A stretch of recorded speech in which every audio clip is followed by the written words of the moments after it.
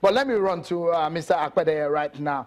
Mr. Akpede, just in about 30 seconds, weigh in on this one. If the president, whatever his decision is for 2019, what is your thinking? What are your permutations about the future of the APC? Whether the president run or does not run, it's obvious that the APC house is not in order.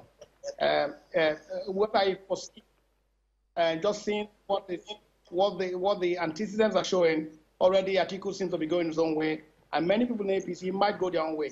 An implosion will happen. Now, if the president decides not to run, that implosion will be louder, because then you have cleavages that are a lot more strengthened, and they might not be the president's choice going forward. That itself will create its own problems, its own divide, and say what you like, and that is not looking too good for them at this point in time. Your colleague, senior advocate of Nigeria, Professor Ishe Sage, has been under the spotlight right now because of the statement that he made. If you look at his analysis of what the lawmakers are earning, if we move quickly to this row between himself and the senator, what do you make of that? Do you think the senators are earning too much the Nigerian can bear? I think the challenge is that we don't know what the senators are earning. We all the things, the senators say that is a rumor from a bear parlor. But I think we should leave the personalities. The issue at stake is that the allegation that what the senators and members of House are earning is a little bit awesome. Now, I think the easiest way to do this is put it in the public domain. Let us know exactly what their take is.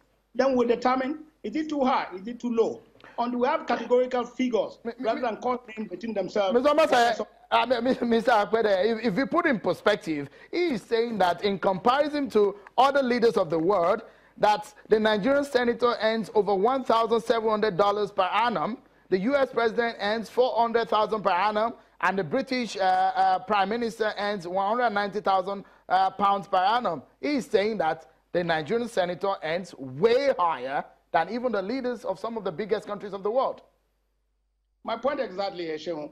Now the senators are saying that his figures are distorted and not true. Now put the figures you say you're earning on the open market. Let all of us see it. The whole idea of the FOA, the Freedom Act, Information Act, is that everything that has to do with the public should be in the public domain. Let's know exactly what you're earning, and let us see whether it's measured with all what other leaders are earning in the world, to see whether you are bloated in your expenditures and income, and we exactly know whether you're ripping the country off. All right, I'm going to speed off and put off the ignition of this program right now, but let me allow Mr. Omase to weigh in on this just in 30 seconds. What do you make of this? Sage, Senate. Sage has just exposed the Senate. He has put them, he has exposed the nakedness of our lawmakers, and they are not comfortable. He has told them, what do you do with newspaper allowance? 1.2 million. How many newspapers can you buy for 1.2 million a month? That's per annum. Then hardship. What kind of hardship, as Sage said? What kind of hardship are they talking about? Is it hardship in staying in luxurious apartments? They already have hardship taken care of with furniture, with wardrobe, with research allowance, with accommodation, with utilities. What is utilities? Yeah, what utilities again after all this I've taken care of? That route will cause a lot of controversy for a long time. Is that the corruption in the House has become so great and has been so exposed that they are ashamed. As the Sun said, let them give us their own figures. That's where we hang it on the program. Many thanks, Mr. Sam Omase, Chairman, Editorial Board, Nation's Newspaper, Mr. Dafe Akpede, Senior Advocate of Nigeria. Always a pleasure having you, gentlemen, to talk to us on the program tonight. Just before we go, some people think that being in government for a long time is a bad thing. But the more you stay, the more you learn. I'm not an expert in governance, but that was a quote from Yoweri Museveni, who has been ruling Uganda since 1986.